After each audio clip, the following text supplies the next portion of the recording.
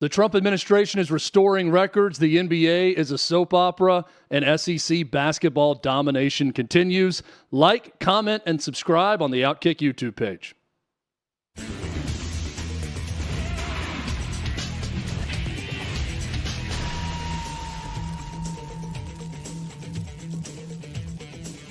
OutKick Network. I'm Chad Withrow. Jonathan Hutton still under the weather. Hopefully we'll be back with us tomorrow. So much to get to today, though. Huge show. Lots of opinion. Lots of fact. Lots of everything on today's show. Lots of entertainment. A guy who is a world-class DJ will join us later in the show with Mike Gunzelman. And Clay Travis, founder of OutKick, will join us about 40 minutes from right now. One thing I know we'll be discussing with Clay is President Trump and his administration asking NCAA and the High School Athletic Association across the country to throw out women's sports records by men.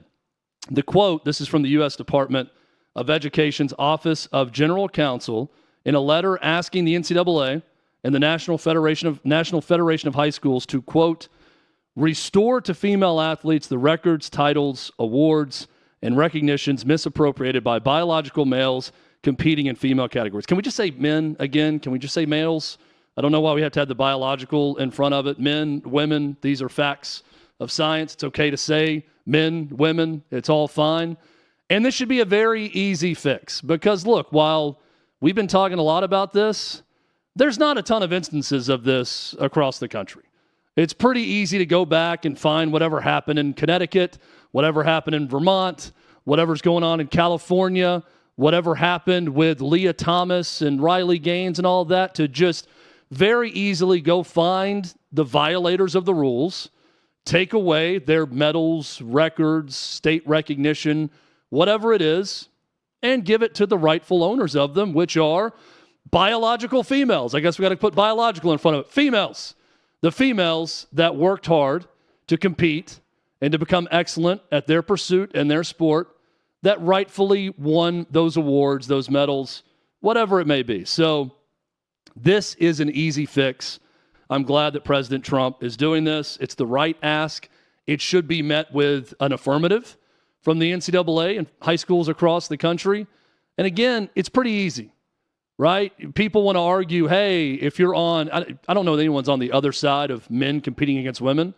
I think pretty much everyone in America agrees that shouldn't happen. But if you're on the side of, oh, you're making a big deal out of nothing. This is a mountain out of a molehill. It's only happening in these instances, and it's not really a big thing to worry about. Okay, fine. You're not wrong. You can easily go back and right these wrongs across the country. But why it's important and why that executive order was important was you stop a gigantic problem before it becomes a gigantic problem. And I'll also argue, if that's your daughter out there, I got 2 daughters. If that's your daughter that lost to a man or a boy in a sport in high school or college that didn't win first place after working their entire life to be great at something, or that lost out on a scholarship to a man, how would you feel about it? So yeah, it's not happening by the thousands. I don't think it's even happening by the hundreds in some cases. But for those instances where it's happened, is it any less impactful? I ask everyone that. Would it be any less impactful to you if you were a parent of one of these girls or women? I think the answer is no. And for that reason, it's why the executive order was needed. It was the right thing to do.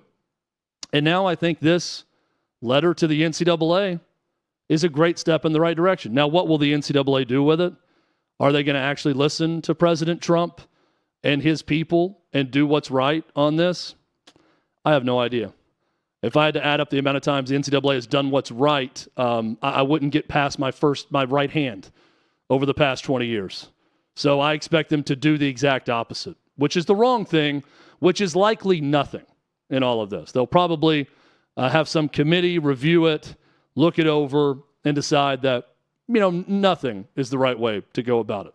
Let's just sit still and allow this problem to fester, even though the President of the United States has given you the out with the executive order and now a letter asking you to restore records back to their rightful owners.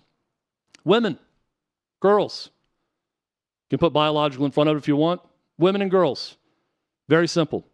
Women and girls was a huge theme in the Super Bowl and the ads that we saw. The NFL had a big spot about making girls flag football a varsity sport across America. I'm all for that. Thought it was a well-done ad right after the halftime show by the NFL. And another big talked about ad campaign was Nike returning to the Super Bowl with their first Super Bowl ad in 27 years. That blew my mind, the thing that Nike has not had a Super Bowl ad in 27 years. But that, in fact, was the case. And they came out with this ad campaign of, you can't win, so win. Or they say you can't win, so win. I thought it was great. Led Zeppelin soundtrack playing throughout. You had stars like Sha'Carri Richardson, Caitlin Clark, Jordan Childs, Juju Watkins, Cameron Brink, Asia Wilson, Sabrina Ionescu, Alexi Patalis, Sophia Wilson, Sabalenka, the tennis star. So many great stars of women's sports in this ad. I thought it was great. Black and white, well done, captivated me, drew me in. I knew what the conclusion was going to get to, but it didn't make it any less great by the time it got to the so win part of the ad campaign. You can't win, so win. You see it right here with Caitlin Clark. I thought it was terrific. Here's my plea to the women in this ad. And the WNBA, women's college basketball, every female sports organization going. And I say this because this is becoming a very profitable endeavor. All right? Nike knows what they're doing here. Nike didn't become Nike, and Phil Knight didn't become Phil Knight by being bad at marketing and by not seeing a little bit of the future. Women's sports has a great future. If you're buying stock in something, buy stock in women's sports. The WNBA, record growth with television ratings, with merch sales, with everything, in large part because of Caitlin Clark. These sports are growing in America, and women are becoming better and better at their sports. And the sports are becoming more and more compelling. The personalities are becoming bigger and bigger. These are all great things for women's sports. I'm going to give everyone a little secret as to how women's sports can capitalize even more. Show support for President Trump and his executive order. That's simple. I'm not telling you who to vote for. I'm not saying you're going to go and stump for Trump and support everything he does and back him blindly on everything.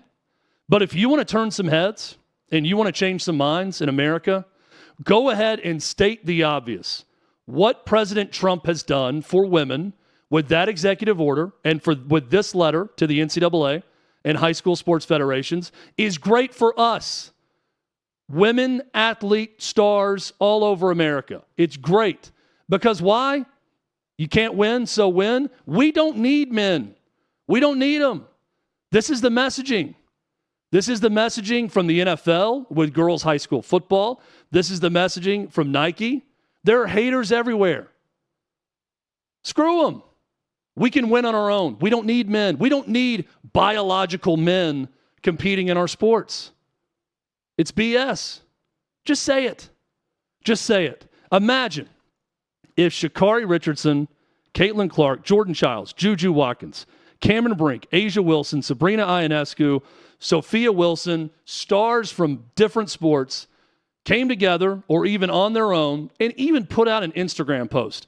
Hell, Caitlin Clark can put out posts supporting Taylor Swift all the time if she wants. Put out an Instagram post saying, thank you, President Trump, for this one thing. Again, I'm never going to tell anybody who to vote for. I'm not going to tell you what to do.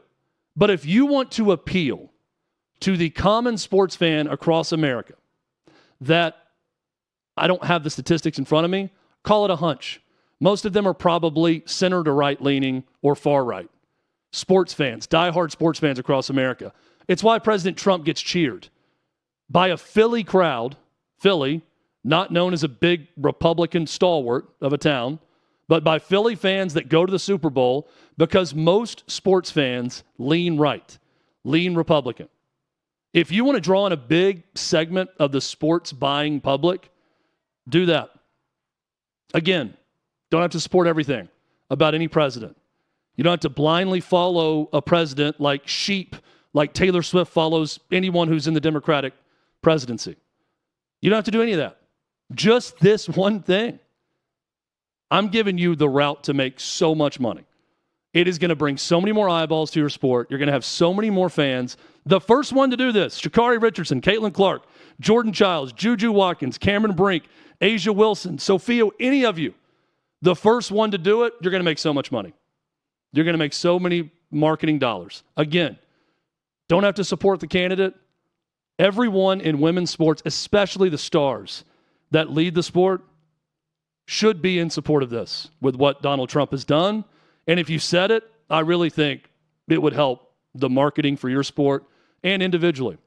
So, but what do I know? That's just my plea to you. Common sports fan, common guy here. It would help.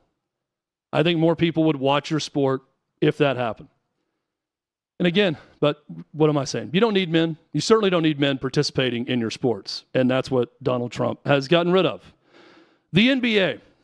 Oh, where to begin? So you had a blockbuster trade for Luka Doncic with Anthony Davis. That's been talked about ever since it happened. Surprised everyone when it went down and got the sports world buzzing with that. Now you have the trade for Mark Williams and Dalton Knecht, Lakers Dalton Knecht, to the Charlotte Hornets for Mark Williams, their center, former Duke center. It's been rescinded by the Lakers because allegedly Mark Williams didn't pass a physical. Now the Hornets are disputing the rescinded trade, saying there's nothing wrong with him, and this is some funny business from the Lakers and the league.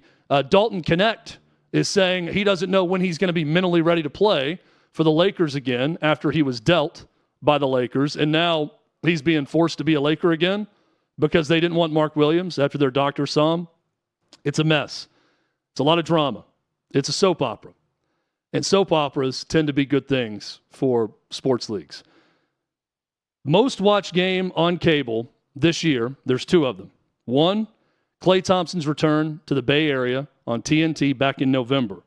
Number two, a late-night Lakers-Jazz game this past week, Luka Doncic's first game for the Lakers. 2 million viewers, not great, certainly not terrible. But the most watched game on cable, the Jazz are terrible. And the reason that happened is because people are interested in Luka Doncic. Look, this is all good for the NBA. Now, if this is some NBA orchestrated thing, if we're going back to when somehow the weighted ping pong fell on the New York Knicks back in 1980 and Patrick Ewing was drafted by the Knicks and everyone thought the rig was in, if this is that again to get eyeballs on the Lakers, which I'm having a hard time understanding how that would be. And I don't think that Mark Williams or Dalton Knecht is going to draw any eyeballs right now to the sport other than just the drama of them having to sit out while the two sides argue over if the trade is legit or not. Don't know if it's a league orchestrated thing or not. I just know that I'm paying more attention. I watched my first quarter of NBA basketball the other night because I wanted to watch Luka suit up for the Lakers. And I watched a little bit of that game. Last time I watched NBA basketball was because Tyler Castle told me to tune in for the Cavs Thunder. And I watched about 5 minutes and saw, I think, 4 missed threes, 3 turnovers, 2 non-travel violations that should have been called that weren't. And I flipped it off, and I haven't gone back since. But Luka's got me in. They got me in, hook, line, and sinker. So, hell, maybe it is a rigged job by the NBA because they're starting to get me in with this Luka trade and wanting to watch him with LeBron and the Lakers. I'm not sure who Karl Ravech is appealing to when he says really dumb things during an ESPN broadcast of the Texas-Alabama game last night, which he was on. But we played this earlier when I think it was Archie Miller. Was it Archie? Yeah, Archie Miller said something really dumb about the SEC head-to-head. Karl Ravech, and you can hear the audio right here for yourself and decide for yourself whether or not he's in on the joke or the joke is on him when he says this. So think about it. We know how dominant they were in the non-conference season, the SEC. They were 185-23. Since January 4 into Tuesday, the SEC teams are 82-82. It's not as if one team or two teams or three. They're 82-82. Like, there's been no ability to pull away. There's no dominant group of teams. So So I hear that, and I think that if someone put "Go F Yourself, San Diego" in front of Karl Ravech during a broadcast, he would probably read it live on air because he was totally tricked into that one. I don't know if a producer handed him that or he's just doing his own online research and saw that somewhere and didn't understand it was a joke, because that joke has been circulating. Everyone's talking about, boy, I don't know how this Auburn-Alabama game on Saturday between 1 and 2 is going to be big, considering the SEC so mediocre because they're 500 against each other since the league has started. Let me break this down for those that don't understand what Karl Ravech seems to not understand. When you have two teams playing a conference game and the games can't end in a tie like soccer, what you're going to have is you're going to have a winner and you're going to have a loser. All right? So at the end of that, you're going to have one team that has a 1 in the left column and another team that has a 1 in the right column. That equals out to 1 and 1 against each other. So now a second game happens on that same day between two teams in the same conference, and one team is going to win and one is going to lose. Now they're 2 and 2. So then if they play on a Tuesday night and it's a third game and it's an interconference game, you're going to have one team that wins and one team that loses. That's 3 and 3. You add those up, Karl, and it gets to 82 and 82. That's going to be the same for every single conference. They're all going to be 500 for that reason. I don't understand. I almost feel bad for the guy that he said this on air, not understanding what he was saying, not understanding that the numbers are different when you look at non-conference record for one conference versus every other conference versus interconference games. But here we are, second person, and I think Karl Ravech is pretty good. Don't think he's great, but second person to get fooled by all of this, Karl Ravech. Not a great moment for him. And let me tell you something else. The SEC is as good as advertised. And one great example of this, the Kentucky Wildcats right now, who are in the middle of the SEC, fighting in the middle of the standings, they have won more games against AP top 15 competition than any team in America. And a big part of that is because they have now beaten top 5 Tennessee when they were in the top 5, not once, but twice. They win last night 75-64 over the Vols. Kentucky, through 2 games against Tennessee, shot 50% from 3. Tennessee, 16.7% through those 2 games. Now, the Vols shot far fewer threes last night. They shot a ton of them in the first game in Knoxville, but 50% to 16.7%. And therein lies the game. Both were close. Tennessee actually led with 4 minutes left in the game, and Kentucky went on a big run to close it out. But the Kentucky Wildcats, a great example that they're a team that with their record and their conference record, if they're in the ACC or the Big 12 or wherever, the Big East, they're probably an 8, 9, 10 seed. But because they're in the SEC, being in the middle of the pack in the SEC will likely get you a top 4 or 5 seed in the NCAA tournament, regardless of who you are. And Kentucky has more wins over AP top 15 teams than anyone. All right, so we've had some negative. We've had some positive so far. We're going to get to the ultra positive right now. I love Josh Allen. Unabashedly love the guy. Love that he won MVP. I like Lamar Jackson too. Would have been fine with either one of those guys winning most valuable player. But what I love most about Josh Allen is everything you hear about him from the quote-unquote little people, which I don't buy into that. There's no little person. Everyone has a purpose. Everyone has a meaning. Everyone helps out organizations in a huge way. And Josh Allen knows that.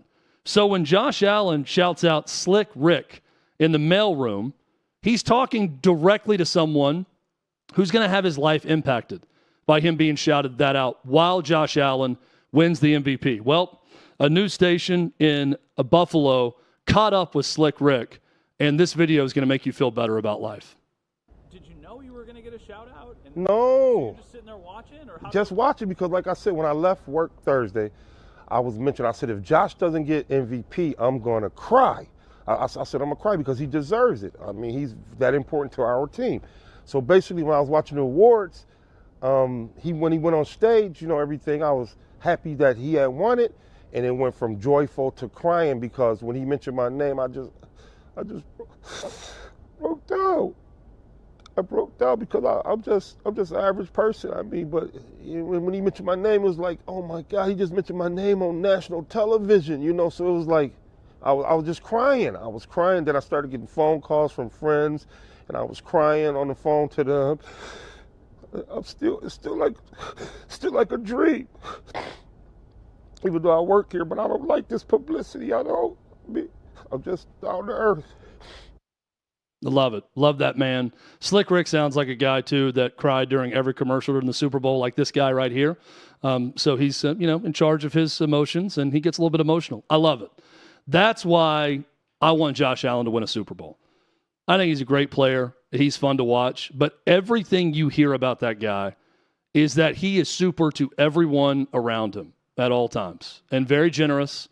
And doing something like that, again, goes unnoticed.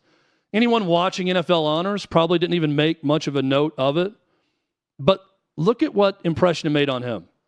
Look at the lasting impact it made on that guy for his name to get a shout out when Josh Allen won MVP. So cool. The connection with Allen and Western New York and Bills Mafia is elite. And I want that elite relationship to eventually parlay itself into elite results and winning a Super Bowl. I was bummed. I was bummed when they lost the Chiefs. I was bummed when the Lions lost this year. I cannot wait to have that type of Super Bowl where you got one team trying to win their first ever. Love stories like that, and I love Josh Allen for stories like that, and he's a part of a lot of them. So, quick review from yesterday or 2 days ago, talking about the race baiting that went on at ESPN with the Black Excellence tweet from ESPN about Jalen Hurts being the fourth black quarterback to win a Super Bowl. Well, I bashed it. Other people bashed it as well because I think it's demeaning to Jalen Hurts, a guy who's overcome a lot, a guy who's worked his ass off to get where he is, to belittle him down to his race and that it's the race that's excellent. And all of this is dumb and it needs to stop. And ESPN needs to stop. And the overwhelming majority of people believe that ESPN should stop with this. Why? Because two black quarterbacks went head-to-head in the Super Bowl and no one thought a thing of it. And that, ladies and gentlemen, is progress. That's where we are in 2025. And that's a beautiful thing. A beautiful thing. But, of course, I criticize it. And then I get this in my Instagram messages that I looked up and saw right before the show. This actually came in at, I think, 10:43 a.m. yesterday, as you see on the timestamp. So I apologize to City Slicker for not getting back with him quicker. But his message to me is, nah, bro, it's a diss to you and only you whites, seeing as you are so triggered by it. Look up NFL history. Black folks weren't qualified with their brain and decision-making to play quarterback according to the NFL coaches and management in the last 50 years. They could play every position but quarterback, even though black athletes make up more than 87% of the league. Now look where we are. Two black quarterbacks in the Super Bowl, and 16 out of the 32 teams have black starting quarterbacks. Get over it. You had sorry white athletes playing quarterback in the 60s and 70s that need to be, and he wanted to say selling insurance there, but he says seeping insurance, that needed to be selling insurance. Okay. Now, first off, I get that people aren't going to see every minute of our show or everything I said. I said yesterday and talked about it the day before also. Of course, when Doug Williams won the Super Bowl as the first ever black quarterback at the end of the 87 season, 38 years ago, 1988 that game was played, it was a cause for celebration.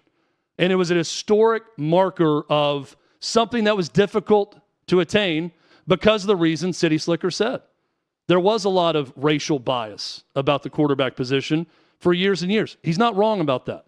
Now, that was 38 years ago. Doug Williams, by the way, played quarterback at Grambling because none of the powerhouse programs would let him play quarterback.